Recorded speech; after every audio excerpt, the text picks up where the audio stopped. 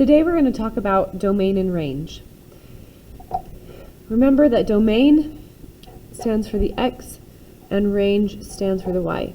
Now you might be saying range is the biggest number minus the smallest number. That's in statistics. If we're referring to functions, domain stands for x, range stands for y.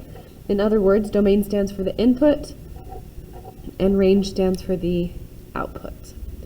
Now for each of these problems I'm going to do a couple of things. First I'm going to determine if it's a function and justify it. Then I'm going to state the domain and the range. So what is this first example a function? Remember, functions are like machines. If I press an input I should get out a specific output.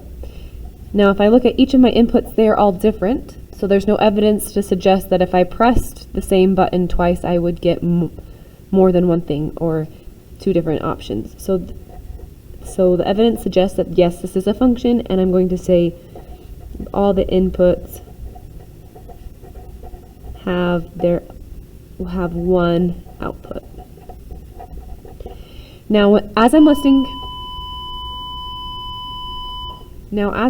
the domain and the range, I need to make sure that I know how.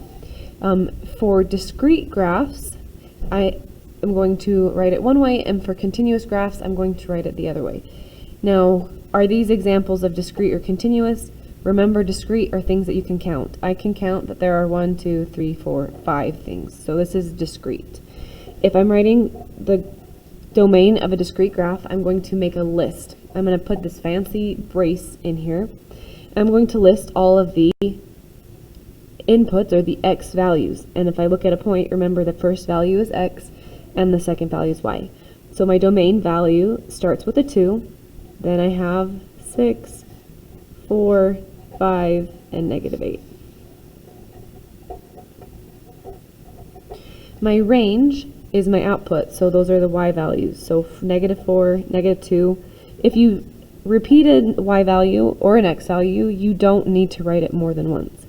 So my range is -4, -2, I already have a -4, so I'm going to skip that, -6. So that is my domain and range. For all discrete functions, I'm going to make a list like this because I can count them. Is this next example a function? Well, as I look at my inputs, I see that -8, if I were to think of this as a machine, I don't know what would come out of my machine. It's one of two things. And as a result, I know that this is not a function. Okay, -8 has 2 outputs. That is not allowed. So let's talk about the domain and the range. Again, I can count how many things are in my domain and range, so it's discrete, and I'm going to list them. -8, -5, 7. My output, -6, 1, 2, 3.